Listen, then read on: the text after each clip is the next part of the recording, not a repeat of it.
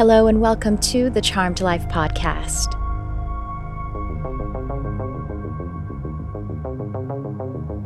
This podcast is all about magic, metaphysics, mysticism, and the unconditional love of the universe, and I am your host. My name is Tricia Carr. This episode is packed full of energy and inspiration, and I'm so excited to bring it to you. Before we dive into the conscious conversation, I want to remind you, or tell you for the first time if you haven't heard, that I'm actually doing the podcast, the middle section of it, if you will, live as a live stream. It's actually multi-streamed on Facebook, Twitter, now called X, and on my YouTube channel. I think the YouTube channel is the place you want to go to. But what's cool about it is that whether I'm having a guest or if I'm going to be offering some solo teaching and that kind of thing, you can join us on the YouTube channel live. You can join in the conversation. You can ask questions, you can make comments, and it's really a fun time. So I'm doing this regularly on Thursdays at 11 a.m. Pacific, and I might be adding some other times. So the best thing to do is, well, first of all, you could subscribe to my YouTube channel if you haven't already and click the little bell so that you get notifications. You can find that little bell on one of the videos, any of the recent videos, and that will help you to get notifications when something is scheduled. You could put it on your calendar.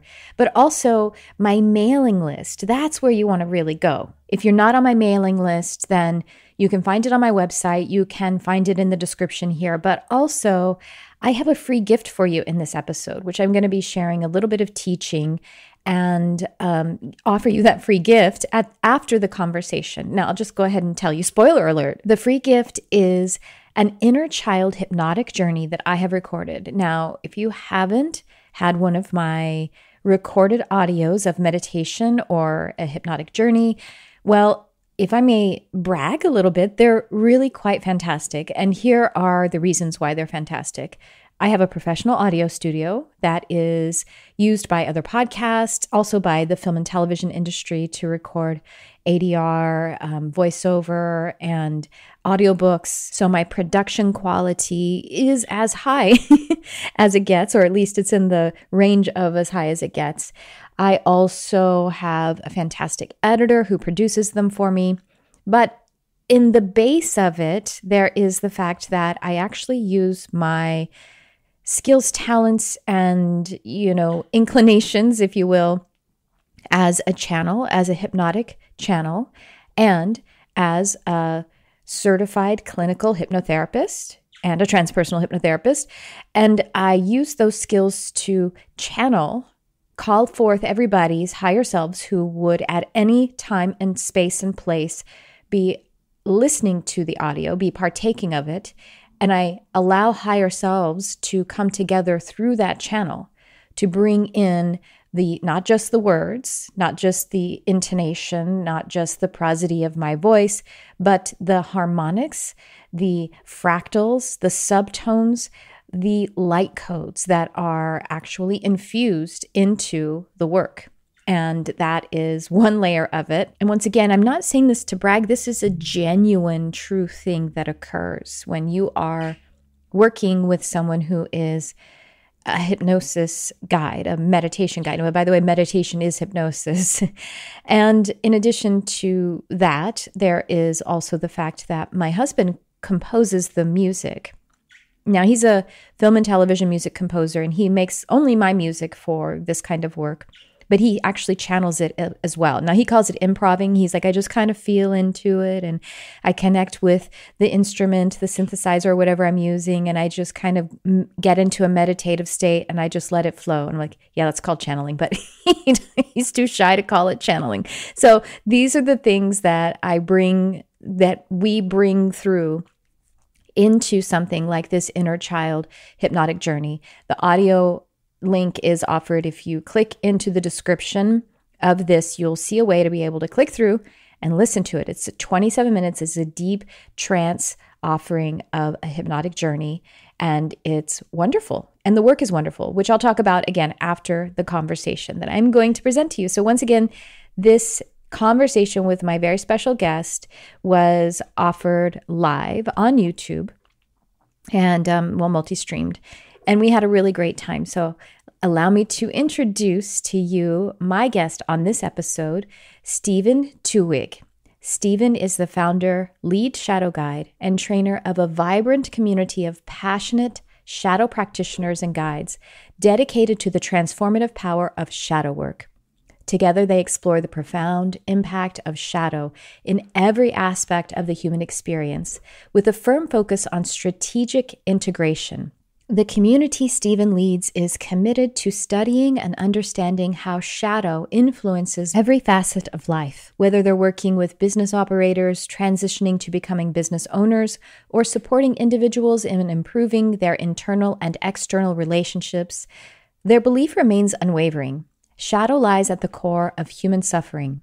By fostering a global understanding of this phenomenon, they strive to facilitate a collective shift in consciousness. A transformative guide and catalyst for change, Steven has dedicated well over 10,000 hours to helping individuals break through obstacles and discover their true potential. Steven's credentials include a certification in business strategy from Cornell University, as well as certifications in strategic intervention coaching by RMT and NLP through Dr. Will Horton. Additionally, he is a certified psychedelic and transformational integration coach through Being True to You. With over 2 decades of experience and proven track record, Steven brings profound knowledge in mindfulness, mindset, psychedelic integration, business optimization, shadow work, facilitation, leadership dynamics, and unconscious communication. Well, that's exciting. And the conversation is exciting because Steven really has a lot of energy. And so I really found him to be so vulnerable and just committed. I guess that's a good way to say it. So without further delay, I welcome you to this conversation that I have with Steven Twohig and remind you to please stick around after the conversation because I have a little bit of teaching for you and a special gift. So enjoy.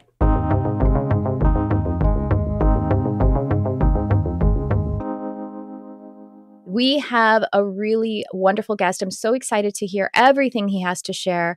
Steven Twohig, he is a master of mastering your shadow work. So welcome to the program, Steven. Hi. Hey, how are you today? I'm really good. I'm wonderful. And this could not be a more divinely timed topic because of all these planets are in retrograde. And someone was just telling me that the planet is in the yugas, which is like a releasing time. We are collectively releasing that shadow, hopefully, right? Yeah, I think that's what's happening. Mhm. I believe that there's a writing going on, like I call it a quickening. It feels like a quickening, Yes, and I don't even know what absolutely. that means, but that sounds right. Let's call it that. Like, you know what I mean? Everybody feels this. There's this call. It's like, Yes. okay, now let me really wake up and take a look, and that's the whole practice of shadow work is built around awareness. And so how long have you been doing this work? And I want to hear exactly what the work is. 23 years. I've been practicing this That's so insanity for 23 years. So this is the reason I asked that before we dive into exactly all of the amazing things that you're doing is because of your perspective that there is a quickening. You've been doing it for 23 years. So you didn't necessarily say this 10 years. You haven't said this every year of the 23 years. There's a quickening, right? There really is. No, yes. Well, and here's the thing. I'm either the sanest person I know or I'm the craziest person I know. And at some level, we're all crazy. So everybody can feel it. I can give you stories.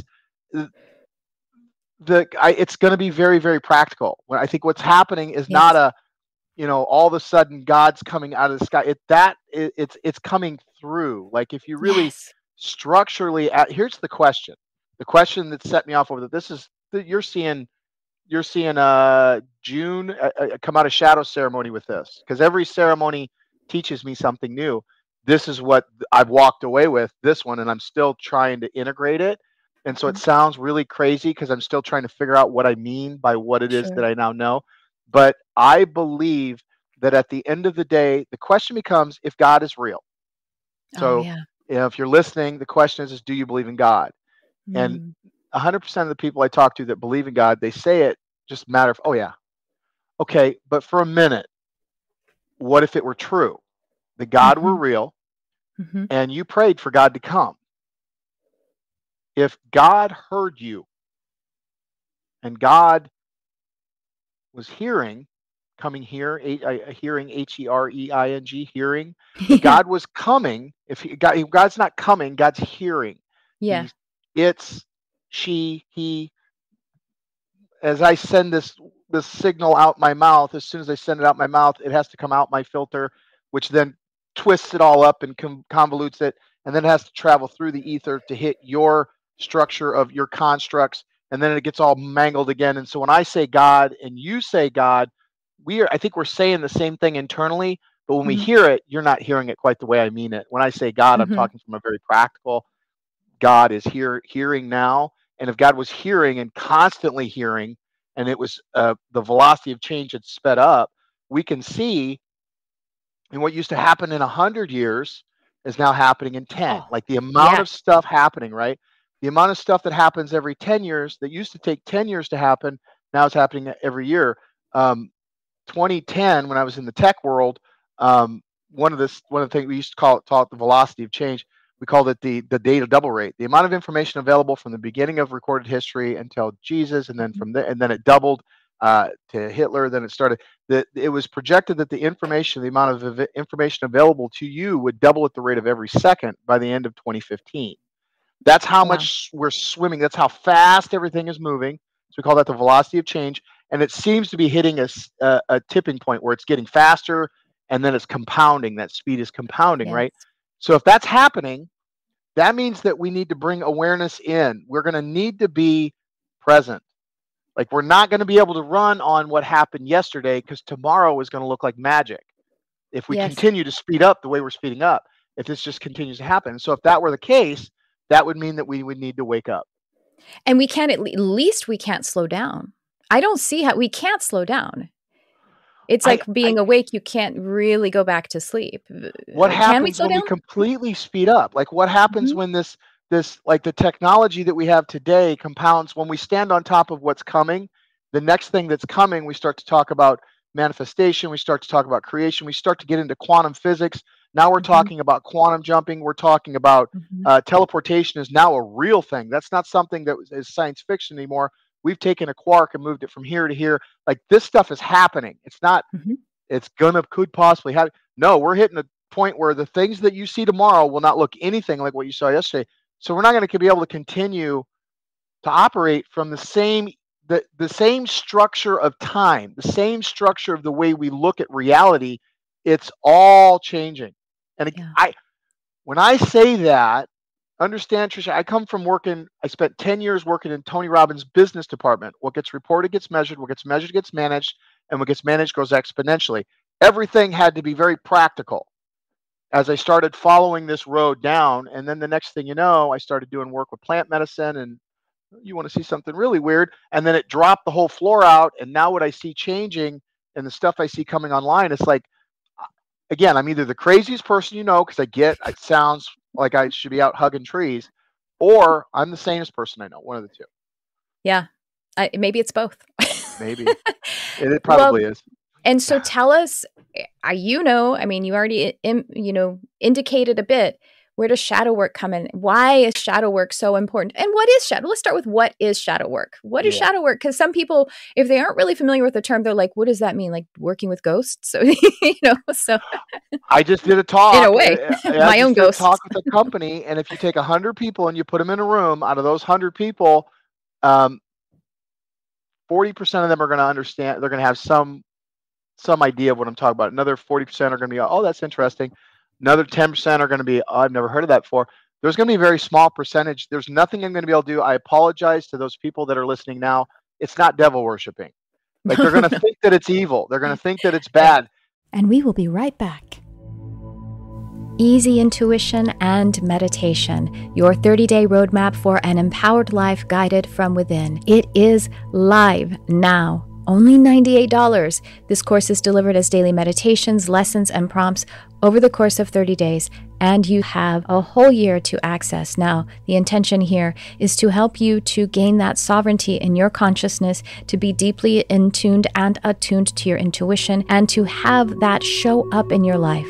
So if you have been feeling bewildered or lost or uninspired, this sense of needing to be on your life's mission, well, it all comes down to you. And meditation is the portal for this. If you have struggled in the past to have a meditation practice that is self-healing and inspiring, or if you are just ready to upgrade and rekindle a deep romance with the universe through your meditation practice, well, this is designed for that. And if you would like to get in touch with your intuition so it can direct your life, whether for the first time or one of the first times or for the 100th time, again, this is for you. This is extremely high value and very affordable, $98. You have access to the first lesson now, and you will get all of the lessons and meditations in a 30-day cycle. If you want to go and check out the information page, you have a sample of the lessons, you have a sample of the meditation, so you can really get the idea of this. We have high quality produced meditations, easy to digest education that is attuning and meditative in and of themselves, lessons on divination, lessons on human design, prompts for journaling, self-inquiry and divination, and for a limited time only, we have bonus healing sessions. If you're listening to this now, you definitely want to check when those healing sessions are coming up. Now, I will tell you, they are very soon, and these are bonus to it. They are group, they are powerful to give us a sense of that upgrade and a sense of community and a sense of witnessing under this container of spirit. So check it out. It's coming up very soon. I can't wait to see you there. Empowered Empath.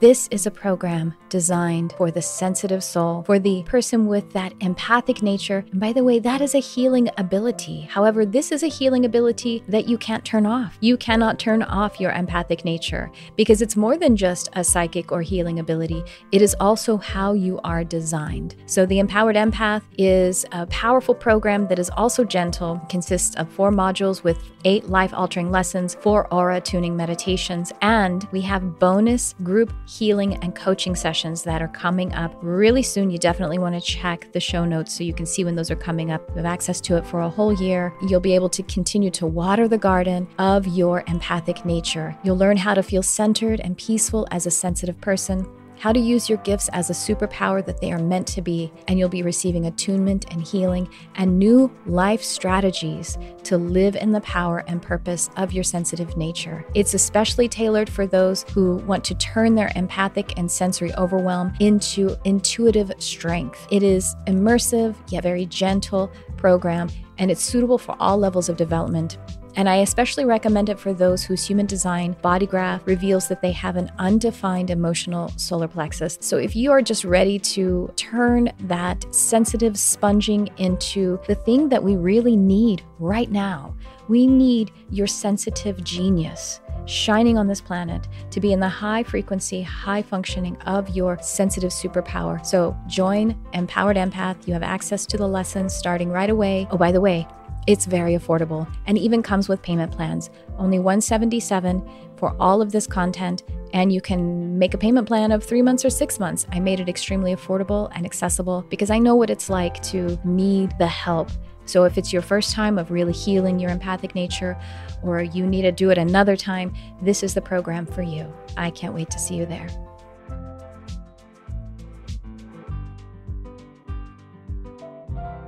And now back to the show.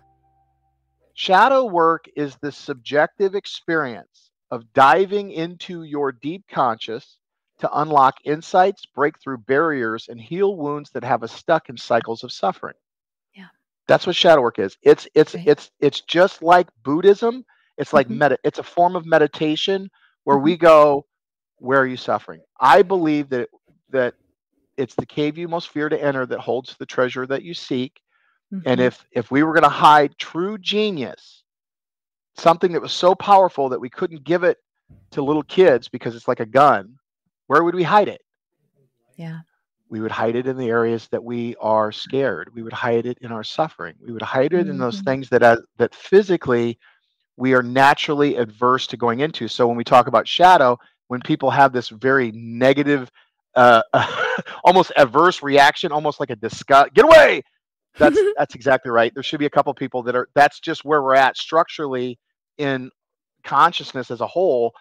there should be a couple people that absolutely want. No, now that's going to change as we move down the road, because we're going to have to be coming from our center. We have to come from our axis mundi, and that's really the value of shadow work, is that I can stand here and tell you my name is Steven, and I know who I am, and I know those stories that drag me down. I keep them in front of me. I tend to them when they come up. Most people have no idea that shadow even exists, and so to show it. If you're driving in the car, don't do this. But if you're not driving in a car, do this. If you're riding in the car, definitely do this. But for the next 10 seconds, what I want you to do, Tricia, is I just want you to look around the room. I want you to count everything in your room that's red. Just see how many things that you have. It tells me how much. Oh, wait, I didn't told you to go yet. Don't cheat. You people are listening. Don't you cheat either. Ready? Go. 10, 9, 8. Get it all. Get it all. 6. Get it all. Make sure you get it all. 3. What happened to 4 and 5? 1. Come back around. Close your eyes. Close your eyes. How much stuff did you see that was blue? Oh gosh, probably. Yeah, right there. That oh gosh. 20. Go ahead and open your eyes. Yeah. Well, oh gosh, that part right there. Oh gosh. Notice you weren't even looking for blue, were you? Well, you told me to look for red, so but That's I could right. see it. That's right. It was giving you a number that was that. Well, I That's didn't right. count it. But while you were looking around, your consciousness was only going red, red, red, red, red, red, red, red, red, red, red, red, red.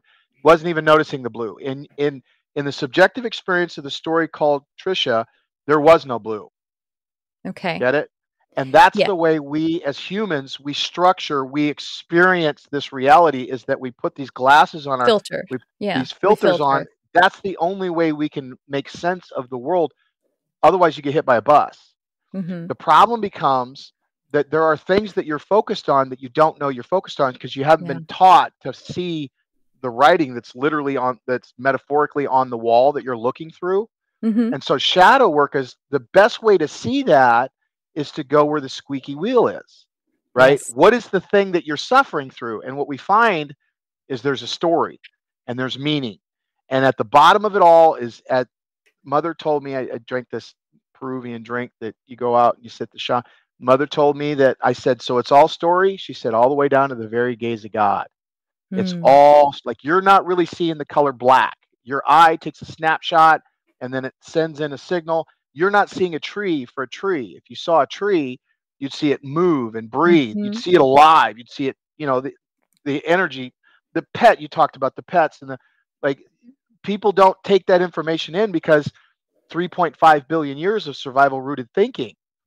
Well, National Science Foundation suggests that 95% of the thoughts that you think are, we call them repetitive, right? Right, from yesterday. The mind craves patterns, so we operate in patterns. Yeah. We're in loops. In ayahuasca, we call them loops, right? Well, they also suggest that 80% of those thoughts are negative. Yep. We have a negativity, but our brains are designed to have a negativity bias. That's what they're designed for it. I don't think I think that's a lie. I think that we've been sold that. Conditioned. Maybe they're conditioned. Yeah. Yes. I think that at its core, the mind is designed to create and navigate meaning. That's mind the whole purpose. Yes, the mind is hijacked. It's been hijacked by over 3.5 billion years of survival-rooted programming to focus on survival. So we're creators that have been programmed to be consumers. Yes. So we create these situations to where, like when I was 3 years old, my stepmother would lock me in the basement during the day, and it beat me, pulled all my hair out, starved me, and then she would let me out. She would let me out, and like, if you'd say anything, I'll kill you and your sister both. So this went on for a while. Mom got me back, and prevalent thought at the time was just don't say anything, right? And so great. Now I've learned now to not twitch when the basement door comes open, but that feeling that I'm going to get trapped, the mind automates all meaning, whether it's a good meaning, a bad meaning, doesn't matter. It's going to automate that meaning. And now I'm a 40-year-old man driving down the road with my wife on date night. Hey, honey, she says, where would you like to eat tonight? How come I'm always got to pick? Why don't you ever tell me what you're thinking? How come I'm always the one that's got to tell you where I'm at? Notice how it's rooted in, how are you trying to trap me? How are you? And it worked at such a subatomic level that I wasn't even aware that it was going on. And then my mind, because I'm feeling like I'm trapped, it to save me from that feeling, it cuts it off. So that judgment is there, but I don't know that judgment's there because the mind's trying to keep me safe. Thank you, mind, for keeping me safe, kind of thing. So now I'm on top of this judgment thinking that she's doing this to me. And now the mind then projects out that feeling that's coming from here, and it's trying to right itself. It's trying to figure out what is going. The mind is always trying to right itself. And I'm holding on and I won't let go and I won't let go. And that feeling is there and I project it out. And so I live this life of circling around that experience of being trapped. Yeah. And that led me into addictions. It led me into jail. It led me into just failed, lost relationships, like you name it. And it was all in all in the service of not being trapped back in that basement. Yeah. So shadow work starts off by going down into that suffering point. Yep. But then it moves, because it's really not just about your suffering. It's about, what am I not seeing? The human population, in my humble opinion, we've been leading our lives like it's like we're trying to steer a car by driving through the rearview mirror. Like that's terrifying. And just as safe, by the way. just as safe. The problem is we're backing out of the driveway, and now time is speeding up. We're not going to be able to keep driving that way. That's the beauty of it. I think that's why we come right back full circle to the question. The reason why I think now is the time is because we're just flat out not going to be able to drive. Like, you can drive your car backing out, looking through the rearview mirror, backing out of your driveway. You're not going to be driving down the freeway like that. Like, there's no way you can drive down the freeway like that. So I think that's, in my humble opinion, that's the clearest point to, it's time to wake up. We're going to be compelled to do it. We have to do it or we crash. And those are the only options. Yeah. So it was Carl Jung who actually coined the term shadow, meaning the unconscious, that which we put away, that we cannot look at, we put it away. Just thought I know, that I'm mentioning it for the audience. And it's interesting because, yes, it is the wounding, but the thing is, we already are injured. You know what I mean? So going into the shadow, opening it up with the right healing, obviously there can be ways that some people who are not properly trained, that they could get one trapped there, or repeating and re-injuring oneself by ruminating and indulging in the pain. That's a possibility. Some therapies, quote in air quotes, that can happen, but that's not what we're talking about at all. We're talking about when we open that shadow up, it's already healing. It's already receiving the light of awareness, which is the healing. So it's only going to get better. The wounding is already there. Opening it up at all begins the healing. So it's going to get better no matter what. That's right. That's right. Carl Jung coined it, but he was actually translating alchemy. Like, he was studying alchemy. Part of the reason why his stuff is just unbelievable. If you guys have read any of Carl Jung's stuff, like, the guy, it's like he intentionally made it complicated. You know what I mean? And he had to, because he was taking something that was very, again, woo-woo, and he was making it so that the psychological community could integrate it. So he had to make it very like reading stereo instructions. It's what it's like. But you could go back farther. I mean, alchemy is all about shadow work. There's entire Buddhist sects there's a book called Feeding Your Demon. If those want to entertain a shadow process that you can read, it's a phenomenal read. The Gnostic Christians had the Gnostics, the Muslims had the Sufis. Like, this is not something that's new. It's something that our society has had stripped from it. Yes. And we are reintegrating. All we are doing is throwing back into our consciousness and awareness of something that we've been aware of since the beginning of time. We just weren't, we for whatever reason have been stripped of its access. Rita has a question here live on the chat. She says, some people don't want to go into the shadow. They don't want to do shadow work. How can we convince them? That's a great question. And some people are scared. And so, again, I spent a lot of time working for Tony. Some people, what I'm hearing you say, I think, Rita, is some people don't want to go back there. Yeah. Right.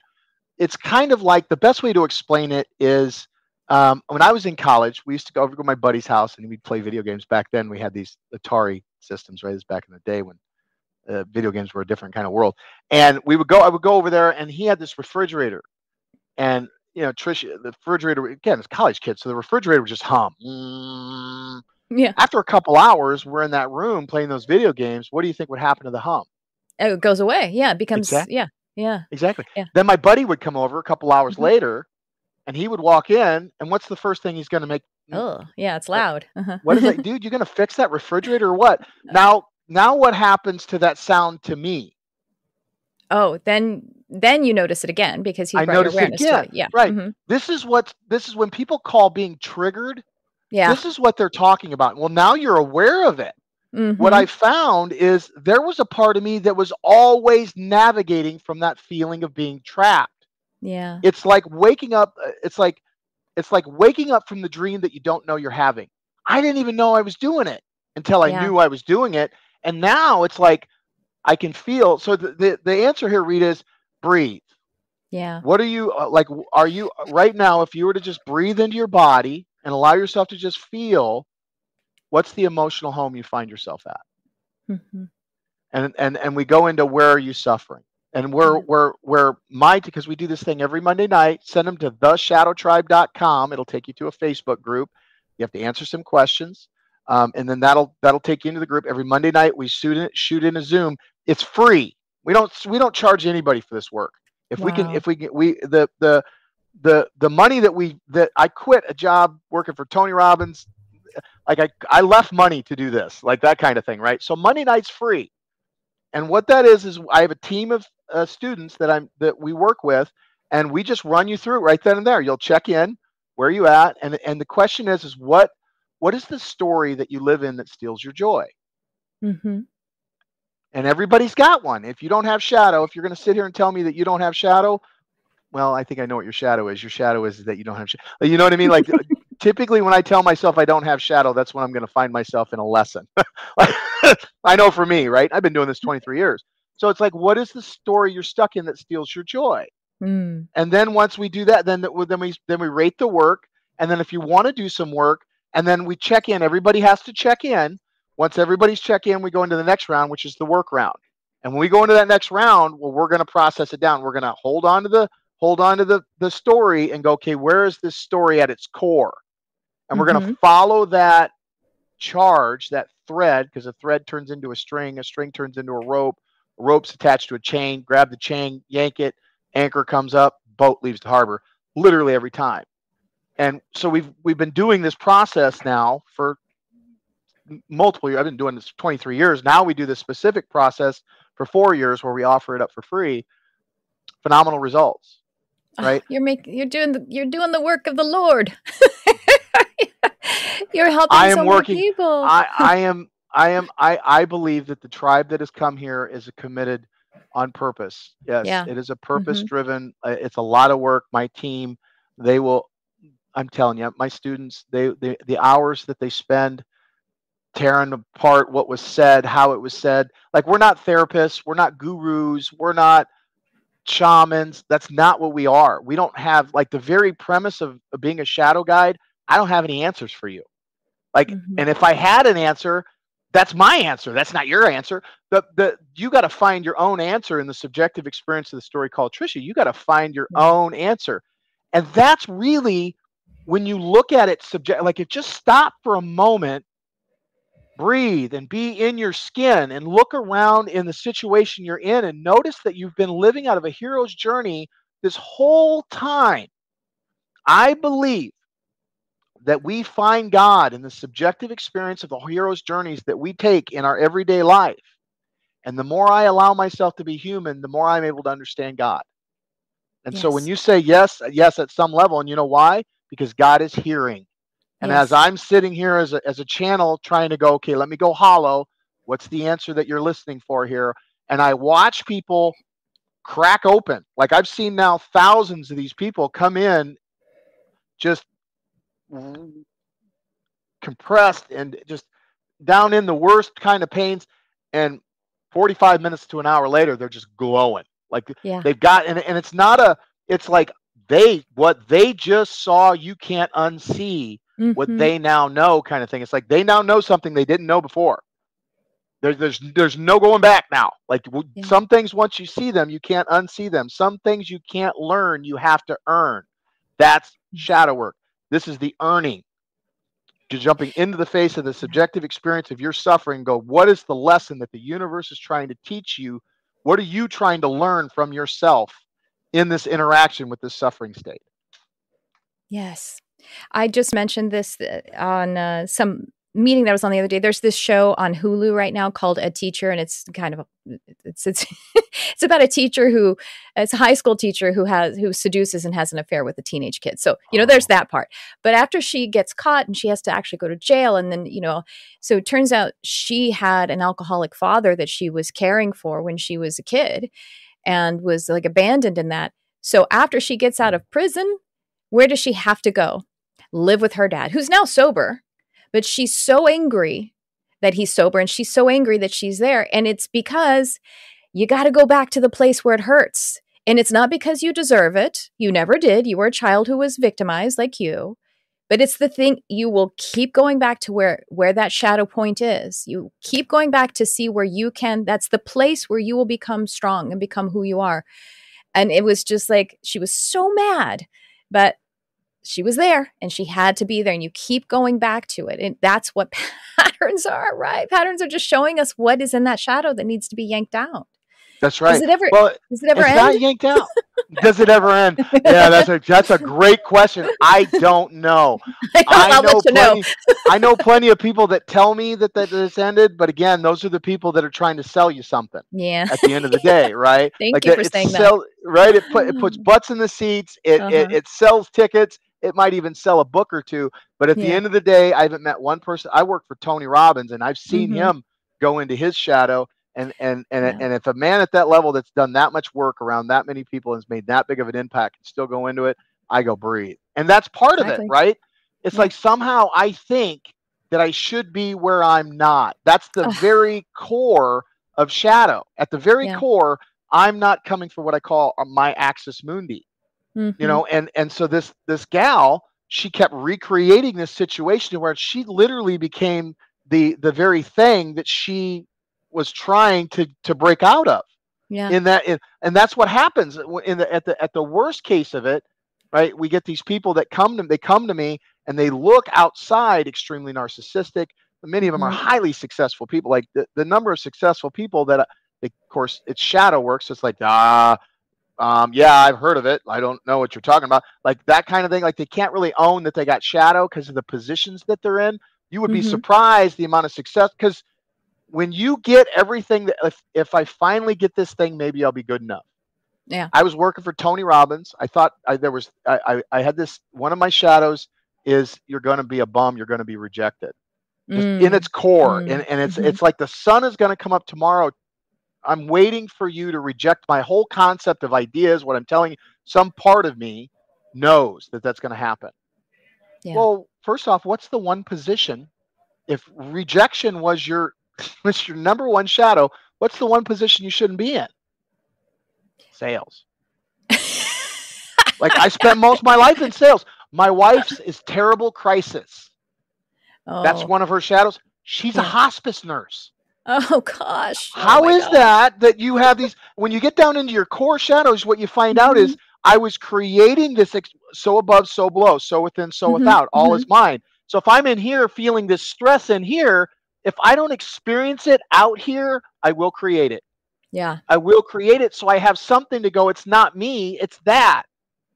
And, oh, by the way, every time I got a sale, it's like, do I finally feel good enough? Do I finally feel good enough? Do I finally feel good enough? I had something that I could point to say, am I working on it? But here's the thing. Now I'm traveling around live a life of purpose, make a lot of money, traveling around the world, speaking in front of thousands of people for Tony Robbins. But every time I would go, look, the success, the glasses, the algorithm that is you're going to be a bum, it adjusts based upon whatever I feed it. So if I feed it 10 units, metaphorically speaking, of success, well, then it will grow by 10 units of success. And so now I've got this 6'10" shadow of Tony standing over me, right? And I'm like, there's no way I can defeat this bum thing. I had to. So this is when I quit. Tony started following, went and found a different teacher, a deeper level of, and it was like I had to turn and face that monster. So it's like when you could get all the success you want and you turn around, you still feel like you're going to be a bum. So the amount of successful people that are, it's not just the trauma. Yeah. It's affecting everybody. Again, 80% of the thought patterns. And so globally, what we're trying to do here is impact that 80%. Because we need to take this mind out for a test drive. We haven't even seen yet, because we're all walking around in our own personal nightmares, fighting our own personal demons. We haven't even seen what it's like to be a human being yet. Yeah. We haven't even taken this experience on a test drive yet, because we haven't gotten out of the driveway. It's like, can we put this thing in drive and go already? And what is that going to take? Well, it's going to take me going in. It's going to take you going in. It's not me telling the Democrats they got it wrong. It's not me telling the Republicans they got it wrong.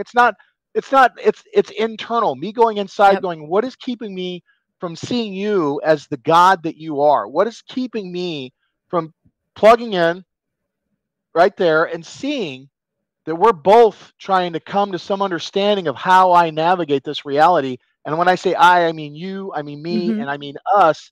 And now I go, well, if God were awake and God were hearing, well, wouldn't that be God were God? Because when you look at what's really keeping you in suffering, isn't it true that where's your joy in that? I don't have any joy in that.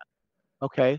Where's your love in that moment? Oh, I'm not feeling any love around my not being good enough. I'm going to be a bum. Where is God?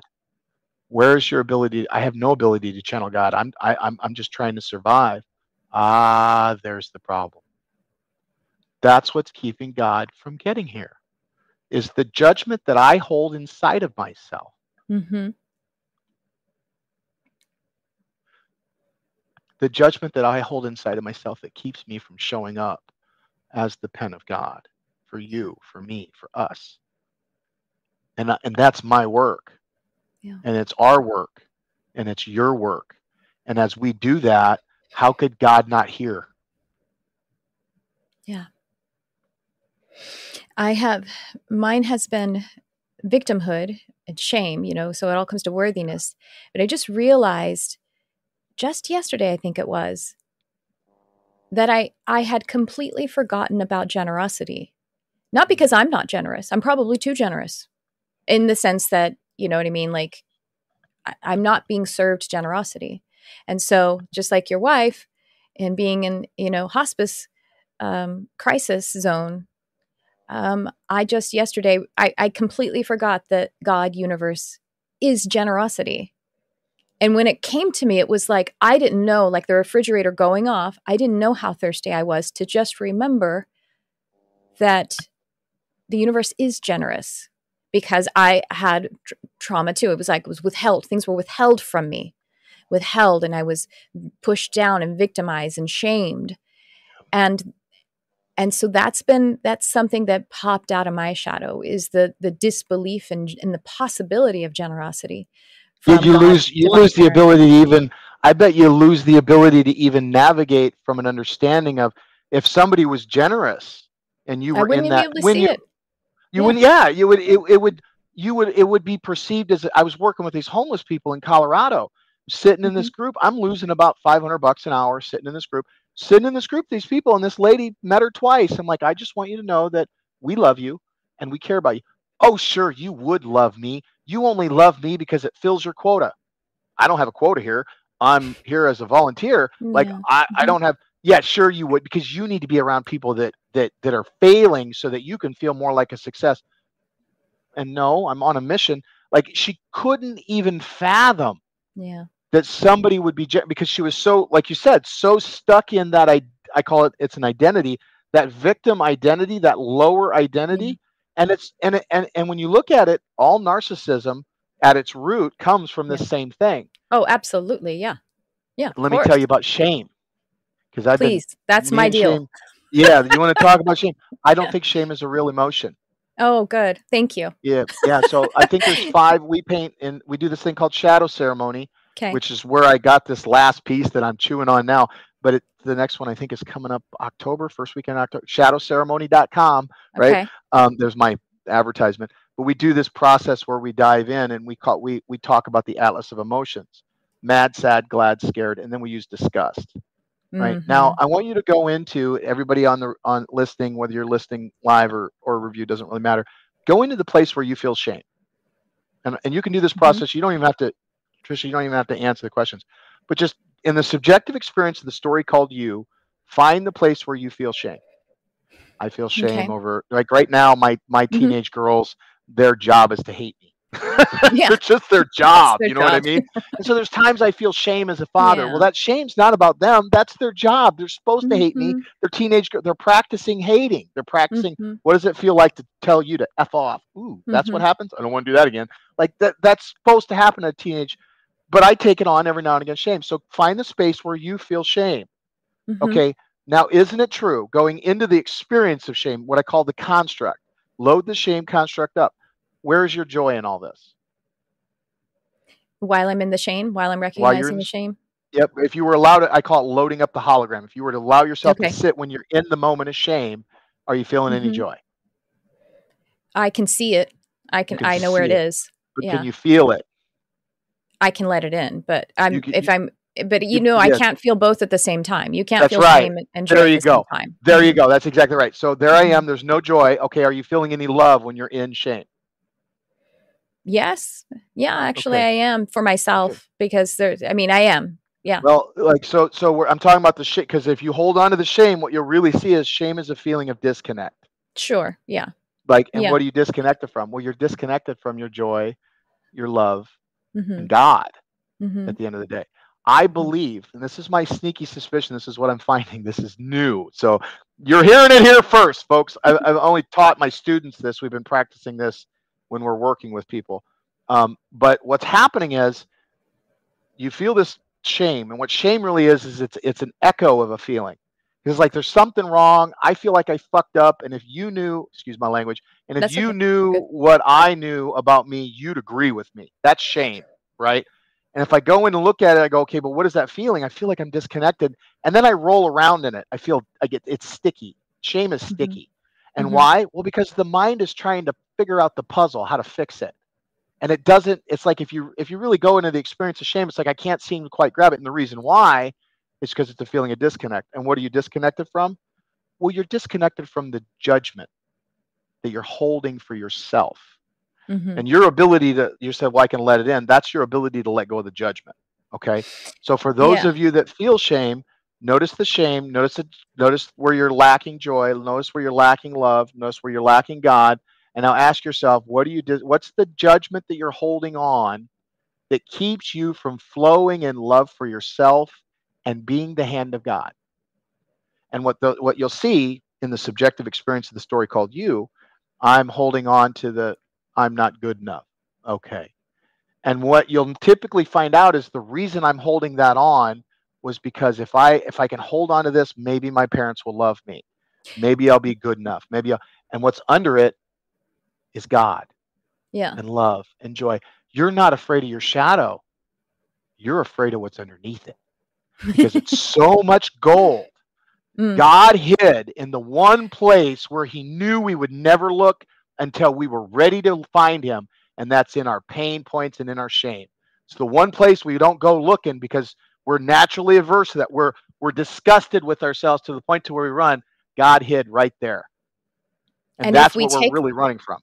And if we take that gold and we become that spiritually wealthy, then we risk disconnecting from our parents, even if we don't have connection with them now. But that's the hidden fear. That's the lie. The lie is that if I let go here, that means I don't love. I'm working with one of my students. His mom died when he was like 2 or 3. And when he walked in and they told him, he thought they were all getting ready to tell him he did something wrong. So he went into this, what did I do wrong? Mom died. So the two got added together in the mind. Association. Association. And now if I don't beat up on myself at a core, he's not aware that this is going on, but at a core level, I have to beat up on myself because I have to prove that I'm a good son. And if I let that go, what kind of a person does that make? And it pretzels him. Yeah. and he's just caught in that suffering state, and he can't Mm-hmm. see it because the mind is trying to protect him from that feeling, that judgment down there. And so he just rolls around on top of it. And like Edison or Einstein said, you can't get out of a problem with the same mindset that you got into it. We have to Mm-hmm. step him out, which is where shadow work, it takes you outside of the construct and takes you under it. So you can look up and go, Yeah. do you see all that? Yeah. Do you see how that shows up in your life? Yeah. What happens? I shut down when I feel like you're trying to, I feel like I'm being trapped. I get quiet. I go into this place, or I jump out. It's like, okay, right there. And now we can go into, it's like I forgot that I had gratitude. Right there. Can you find gratitude in this? And I call it bringing the root to the branch, or bringing the fruit Mm-hmm. to the earth kind of thing. We find out what in our work on Monday night, we'll find out exactly what it is that you're holding on to. And then we're going to find another part of you that brings that, because that's shadow work. You're the answer. You're the medicine. Mm-hmm. And we connect those two. And it's like watching all of a sudden, they could see things that they couldn't see before. Like you see people, I got that job, I did that thing. Yeah. Like it opens up a whole new reality, because they finally see that they are the one that they've been waiting for. Yes. Like I I know. am the one. I can now go in to that basement, be standing on the carpet, and somebody will give me some trauma point that's just, I cannot believe that somebody would have to go through that. And okay, here we go. And in the team goes, and we all go in, and we'll pull that person out. That person pulls themselves out. We don't do any of the work. They do all the work. But I sit there with them, and I can do that now. And why? Well, because I've been down in that basement most of my life. Yeah. And I know what it's like to hide down in that basement. I know what it's like to live in that basement. I know what it's like to use that basement to get what I want. And I own that. And when I can own Safety. that, Yeah. safety, significance, Mm-hmm. connection, love, contribution, growth, purpose, all 7 of my core needs I met at a 10 or a higher by loading myself in that basement at least once or twice a day. Right? I mean, I was addicted to that basement, but I didn't know that. Mm-hmm. I wonder if everyone is hiding, because I was going to tell you the reason I said I still felt self-love when I'm in my shame is because my pattern in the childhood, I had two different versions of family. Both included my mom, but they included siblings and an alcoholic, abusive father in the first one, and then the second one was no siblings and my mother's partner, who directly abused sexually, mentally, emotionally me, like put me in a torture. And so, but in both of those sets where I would hide, because I literally hid in a closet a lot of the first set of the family, because there was chaos, my father, raging. And the second one, because this person was an assailant, an aggressor to me, I tried to hide as much as possible. And so I would close myself in my room, and but shame was projected onto me. You know what I mean? So it was like inside my cocoon of my hiding, I was safe, and I valued myself, but only here. Yep. And so now what do? I put myself up on big fat fucking YouTube and say, look at me. to try to not hide, Mm-hmm. And so that's why it's deep inside. There's a protected place. Yeah. So that's my right there. That my invitation to you, if I was guiding you, it wouldn't be to not put yourself on YouTube. It would definitely be to put yourself up on YouTube. Yeah. But it would be for a different reason. Because notice that you're still putting yourself up there in reference to, you're still navigating at some level from that little girl that's hidden. Yeah. Get it? It's like, now I'm not that. And it's not freedom. It's either trapped in your room or not trapped in your room. Yeah. You're still navigating from that same source point, which is, I'm not that little girl anymore. But you have to, I know where you're only going to get as far away from that as you're allowing yourself. And I'm sure you've probably done a lot of work. This is just when you're in shadow. Yeah, when you notice that little girl comes online, it's like, okay, I see what she needs. She needs safety. It's stopping right there, owning it, feeling what you're feeling. I'm not going on here for that little girl at all. What I'm really going on here for is, it's time for us where God is hearing. And you change your intent. This is why we always say when we're working with medicine or we're doing shadow work, intention matters. Now I can see, because you're either moving from love or fear, and the mind will take on the shape of whatever you put it in. And if I put it in fear of being trapped in the basement, then even when I'm not trapped in the basement, the construct, if I'm problem focused thinking, as soon as I step over that problem, guess what I'm going to look for? Yeah. That Next fucking basement. problem. Right. Yeah. I'm going to, yeah, where is The it next now? And basement. yeah, I'll be like, okay, well, I'm not getting it over here, but there's this relationship over here, or Mhm. financial, or health, Mhm. or driving down the road and the car in front of you cuts you off, right? And so Yeah. I don't go in the fast lane. You know why? Because it's not safe over there. Like, we find ways where that comes out and we acknowledge it, we own it. Okay, what is a better way so that it's about owning it, tending to it, and then letting go of it so that I no longer, that little girl is now free. She doesn't have to sit in that room in that cocoon anymore Mhm. for me to navigate my reality. Yeah. Wow. And I just realized also that in that, I wouldn't be able to even, I couldn't come out to, get a glass of water or to get some Ah, food because I had to like, and so that leads directly to, while it was keeping me safe and it was a way to survive, it was also a way to cut off survival needs. And so, yeah. And so it shows up in patterns of finances. It used to show up until I was 30. It showed up in partnership. Actually, it showed up in partnership again recently, but not a romantic, not a life partner, just like as a business partner. But it used to show up in partnership more because, of course, your parents are your partners. yep. So now yeah, there's wobbles, but so far as does it ever end? Well, a portion of it, That's the it answer to the question you asked me clear back there. It's like, well, let's look at this. Well, yeah, I don't do it that much. It still shows up, but just notice what in, you do in that. You know that there's that part of you yeah. that when you were a little girl, she had to sing for her food, right? Mm-hmm. Like, Mm-hmm. you had to show up a certain way. Like, I'm not going to get any water. I'm not going to get any this. I'm not going to get that. And back then, that was what the parents thought the prevalent way of teaching us. They were like, that's what they were programmed, and they were doing the best they could. Amateur Mm-hmm. parents being raised by amateur parents, being raised by amateur parents that were being raised Yeah. by all of them living out of their own trauma, nobody doing their work, nobody even knowing there's work. And there's There's this no little, work. right, what is work? Like, oh, you're full of it. Let me get another beer. And so Mm-hmm.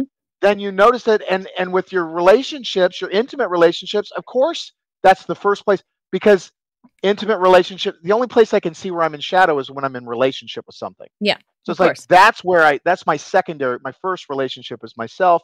My Mm-hmm. primary is myself. My secondary is my wife. And then these other relationships, finances, kids, all that, they all show up. So when you show up now, when you see that girl come online, my real question is, what is the superpower? What is the genius? Because that little girl is your genius at the end of the Mm-hmm. day.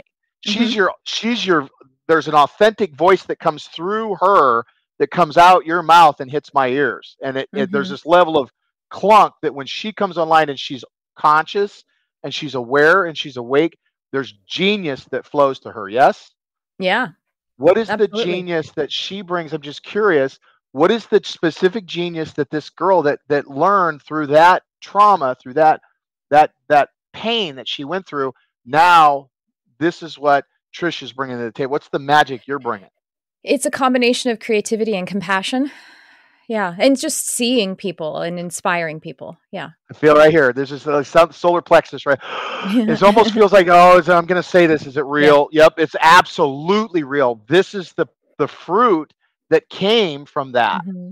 Mm-hmm. This is the genius. Yeah. I think the only way that light is going to get through is through the shadow. It's like an Yeah. inversion. It's like Mm-hmm. your genius came through there and it birthed a part of you. It woke up a part of you to something that you can see in ways that would be genius, unique Mm-hmm. expression of the universe coming through you.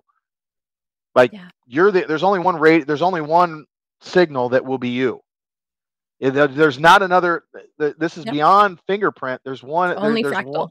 Yeah, there's only one signal ever. Like, in the Mm-hmm. entire experience of this reality, the spark of light that is you will only be you. It'll never be anything else. You are the Mm-hmm. unique expression of the universe coming through you in this moment.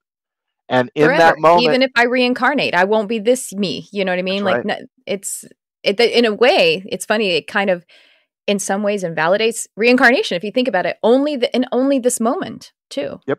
Only this moment can be the fractal of light that it is That's right. for God That's right. or us. That's right. Yeah. I I've done a lot of work where I'm working with plant medicine, Mm-hmm. so I did the 4 day sits in total silence with Buddhism, all that. I believe this is what we're coming to.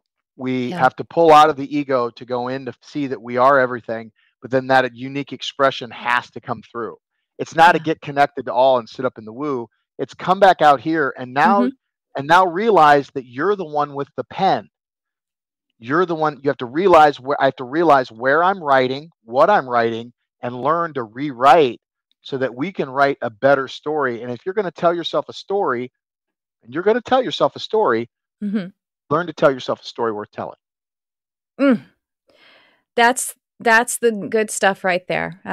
We can just, let that blessing sink in. And so you have the Monday nights, and that's the links are in the bio for that. And you have Shadow Ceremony. Is this the program that you were telling me about? Tell us about that. Yeah. Well, that's the deep end of the pool. Like that's okay. for I want those to wanting to swim. really for me to say, yes, you're a practitioner. I've got to Yeah. see you touch your shadow. I've got to see you acknowledge your shadow. There's a process for that. And we dive down in. So we do a weekend where you'll show up on Friday and we'll go into what we call ceremony space, and you'll start, it's kind of like, it's a lot of work we do is with people. It's very psychedelic. Like you will reach a point, we take you through the cave, through the shadow, and into what we call your holy or sacred well, so that authentic you can come through. And we will have to go through the shadow. We go through the shadow to get there. We do those about once a quarter. The next one's coming up first weekend of October 7th, I think is the weekend. You can go to masteringchange.com or shadowceremony.com. I have the Monday nights. I also have an app. So it's kind of like the old joke. Do you want to learn how to do shadow work? Oh, don't worry, there's an app for that, right? If you go into your phone and you type and you search for Shadow Work app, or here's a link. You just click that link right there. That link will take you right to it. You can download it. I have a mastermind group that meets that is a smaller group that uses that app. It's called the Mental Cleanse Process. Right now, I'm offering the Mental Cleanse it's a $229 program, and we walk you through a process. Instead of you doing a weekend intensive, we'll do what I call a slow burn over the course of a month. It's a true integration. We've used it with ketamine. We've used it with mushrooms. We used it with ayahuasca. We've used it with cannabis. We've used it with people coming out of addiction. We've used it with, I've been using this specific process for 9 years, and thousands of people have gone through it. And I've had mothers that have lost their daughters. I have had sons that have lost their parents. I've had people that have come out of recovery, like everything you can think of. And what it does is it takes you in theater into the actual rubber meets the road change. I'm driving in my car, stop at a stoplight, light changes green, light changes yellow, light changes red. The guy in front of you doesn't go, and you start screaming at the windshield. Like that's going to do something, right? What is that about? Like we want to do the change where changes. Like I was driving down the road, and every time I turned around, I could only go straight, and it's always pain. And I went through this process, and all of a sudden I could go right, I can go left, I can go up, I can go down, I can stop, I can get out of the car. I could come to find out I'm not even driving anymore. Like it's a total cracking you away from whatever struggle you're stuck in. That's the mental cleanse. And then I've also got some other programs as well. I do one-on-one coaching. I've got students, if you can't, because I'm getting harder and harder to work with. I've got a book that I'm trying to finish that's almost done. And so there's things that I've got a whole community of people now that I spend most of my time working with them. So if you want to work with me one-on-one, you can do that, or you can just come join the Monday night group, come see us in Shadow Ceremony, learn how to do this stuff. At the end of the day, it's not about Steven having any answers. I don't have any answers. I've got a process, and I'm willing to teach you that process so that you can use that process for yourself, so that when you're walking down the street or driving down the road, you can be the change that you think you need to be. And I think that's the only way that we're going to get where we're going. It's the only way. We know it's the only way. Yeah. Wow. This has been incredible, everyone. This is Steven Twohig, and be sure to check the show notes for his work, and I'm gonna see you there on Monday, if not all of the Mondays. Looking forward to it. And so those listening and watching, check out the show notes, and let's do the Mondays at least, and maybe jump on a one-on-one while we can. So thank you so much for coming on and gracing us with the lights of our own shadows, Steven. I appreciate you. Bless you. Thank you very much. I hope everybody has a blessed day.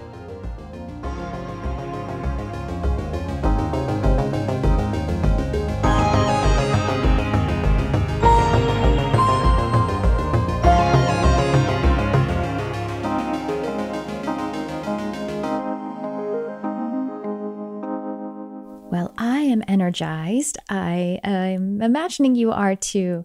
And so check out the show notes, of course, so you can find all the different ways that you can connect with Steven, including those Mondays. I'm so excited about that. And yes, shadow work is very important. As you know, we discussed, the shadow, it was coined by Carl Jung, the one of the fathers of our modern psychology.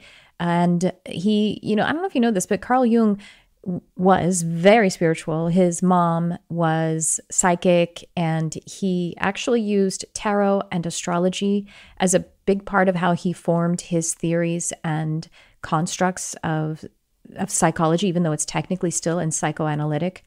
But anyway, Carl Jung also is the one who coined the shadow, yes, also synchronicity and introversion and extroversion.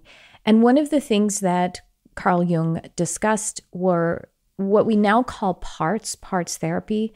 And this is the archetypes that we are actually picking up and responding to that would be a part of the collective unconscious.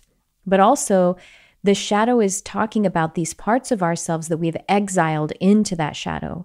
And this is where what I want to share with you, inner child work, comes in. Because it is the inner child who has been in many different parts, exiled, or is carrying a lot of the burdens of the trauma still. So these two things kind of go in tandem, hand in hand, inner child work and shadow work.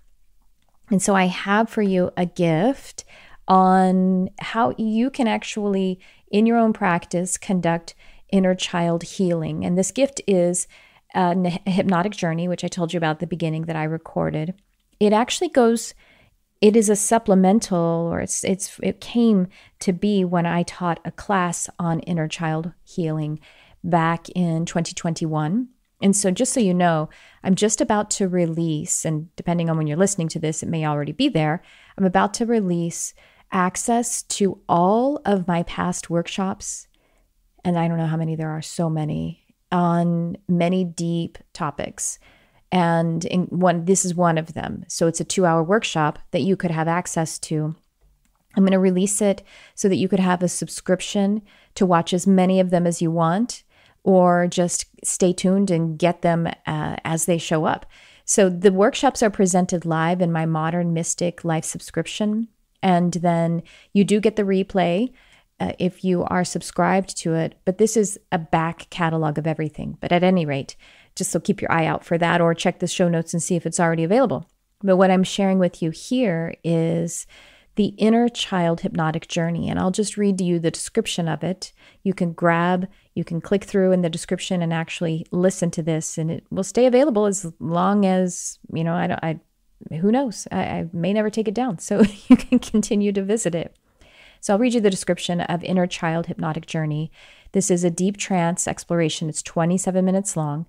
Welcome to this transformative Inner Child Hypnotic Journey with Tricia Carr, CCHT, and unlock the profound healing power of connecting with your inner child.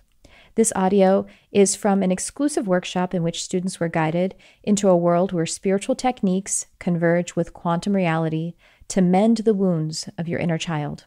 This meditative journey guides you to forge a deep and mystical connection with your inner child, a concept that's not just imagery, but a real presence in the quantum time continuum. Tricia guides you through the various facets of inner child, empowering you to grasp the mystical and form a profound relationship with this essential aspect of your psyche. The primary goal of this inner child healing journey is to liberate your inner child from all perceived discord, from the weight of pain and trauma, to shackles of fear and lack, into shadows of confusion and disappointment. Each method shared is a step toward healing with a sanctuary of pure positivity, nurturing the inner child without indulging or reactivating past wounds. As you heal your inner child, you simultaneously liberate your present adult self, allowing you to fully step into your potential. This work creates a sacred space where you shall experience profound healing, bring harmony to your inner child, and in turn, empower your adult self to thrive. So join me on this extraordinary journey of self-discovery and healing, and unlock the keys to a more integrated and fulfilled you. And you know what? I'm going to go ahead and give you a little sample. I have about a 1-minute excerpt from this inner child healing hypnotic journey. So if you want to sit back and enjoy it, but I want to let you know too that if you're driving or if you are needing to have your full awareness or full attention while you're doing something, just keep yourself from going into state. Because even though it's only 1 minute, we can go into state, and this is, we do actually get a little meditate-y anyway when we're driving or doing something like that. So I just want to make sure that you keep yourself fully awake and aware while you're listening to this little sample. In the meditative journey upon which you are embarking, we will be welcoming communion and healing with the inner child. The inner child is both a hypnotic imagery concept as well as a truly existing entity in the quantum time continuum. The inner child, similar to past lives, is a resource for healing. The intention of this work is not to seek true memories, for memories are always created in the moment. The intention of this work is to bond and co-heal with the inner child. And you are invited to come to this session with a positive, empowering, forward-facing intention.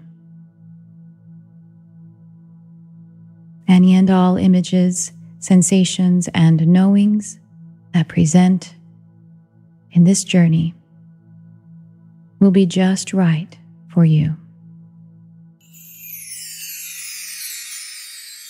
I'm really excited for you to experience it and use it as often as you feel guided, and see how just have that positive outlook as you go into it. Because once again, this is not about this is not age regression. Age regression isn't something that I recommend to anyone. It is a misconception about what we would do with our hypnotic tools. And so let me just clarify that, since I'm on the topic, I'm feeling guided to share that. There is a misconception, I don't know why it's still so common, that we would use age regression to actually go back to events from other times of life, particularly to go back to childhood and find out if there are repressed memories, specifically ones that are traumatic. Now, this is not safe. It's not helpful.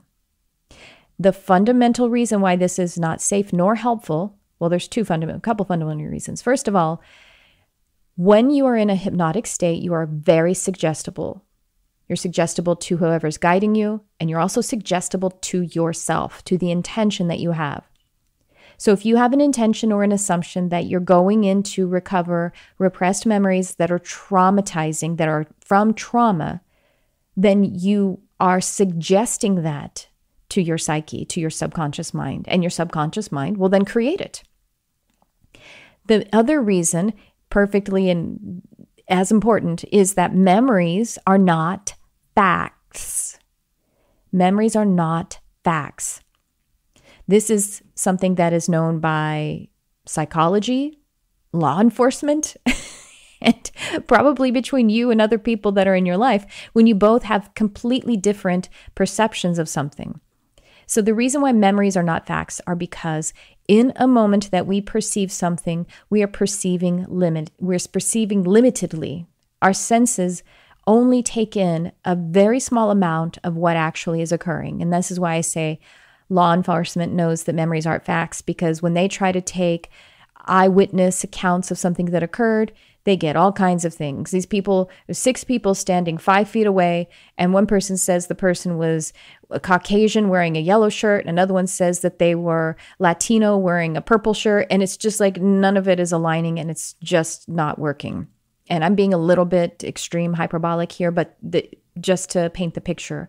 Not only that, but every time from this moment we reach out and touch a memory, we are coloring it with our perceptions right now, which again could mean that we are using our intention to discover a quote unquote repressed memory, and we actually just create a memory that aligns with the intention that we have. Repressed memories are not as common as people think or assume. There are such things as repressed memories, but it's not as common as we think. And second of all, if a memory is repressed, your psyche is a self-contained, self-healing instrument. If it is repressed, it is repressing it because it isn't healthy to unveil it. If it's there, repressed, your psyche has a scab over it and knows that if you rip that scab off, it's only going to cause harm. So the reason I'm sharing this, A, like I said, I felt guided to. B, I still see people going to hypnotherapists or healers to try and uncover repressed memories. And so I want to give you from the depth of my heart a strong caution that this is not safe or helpful or accurate. And also to align it with the fact that that's not what shadow work is about, and it's not what inner child healing is. We are looking into the shadow, or we are welcoming in the inner child to share with us a perception of what is currently happening in the psyche that may have been mapped in accordance with something from the past, but it doesn't mean that something from the past is absolutely, actually, factually true. It is the perception that is being held in the psyche and in the nervous system. So it is valid as a symbol, because that is what is being perceived now. So I hope that helps. If you have any questions and you're not really sure about this, I invite you, in the show notes, there is a way that you can actually submit feedback or submit a question. And so, I invite you to do that. Also, if you're on my mailing list, when I send out a mailer, you can just reply to it, and we get that. I say we because my assistant might check it, pass something along to me, or I might be checking it and I'll just see it directly. But I do want to let you know that I have assistance so that, anything that you mail me may be seen by someone else. Incredibly compassionate and loving, and a healer herself. They're all females at this time. And so, it's a very safe place to be able to communicate. But if you want to communicate, you can. And then, of course, on my website, there is the contact form where you can submit things. And so once again, reminding you that we have the Inner Child Hypnotic Journey that is a gift to you to be able to listen to. It's just the listen link. It's not a download link. And so you can find that right in the show notes. Check out all of Steven's stuff. I have Easy Intuition, which is that 90-day journey of 30 days of lessons on intuition, divination, human design, and tons of meditations, 30 days, different lessons, different meditations on each of those days, easy to digest education and a way to move you forward. And you have access to it for a whole year, so you can keep going back and using these lessons and these meditations. Empowered Empath, we are actually now, these bonus sessions that I've been talking about, that we are actually meeting once per month. I haven't included it as an official promise in the Empowered Empath course, But that is where we are right now. I'm going to do it as long as people are interested and as long as I have the time and bandwidth. But this is very low cost. There are 3 and 6 month payment plans, lessons on how to turn that sensitivity into a superpower, meditations and energy practices. And I know I already talked about them in earlier in the podcast, but I wanted to mention them again because this is all a part of our self-healing journey. So that's what I have for you in this episode. I hope that you will leave a review. That's so important, so valuable to me. I really, really would appreciate it. That helps me to continue to keep doing this and keep listening. Let me know anything that you need from me. Check us out live on YouTube once per week, at least now, sometimes twice, where you can join in the conversation. There's the Modern Mystic Life subscription that's only $11 a month, high value, and a beautiful community there as well. So I just really do appreciate you. I think you're amazing for being on your journey because it's not easy. It's not easy to be committed to ourselves. That alone is something that is a contribution to us, that you actually care and you're spending time to listen to a podcast that is delivering self-help, personal development, spiritual exploration. So thank you for that. And thanks for tuning in. I love you, whoever you are.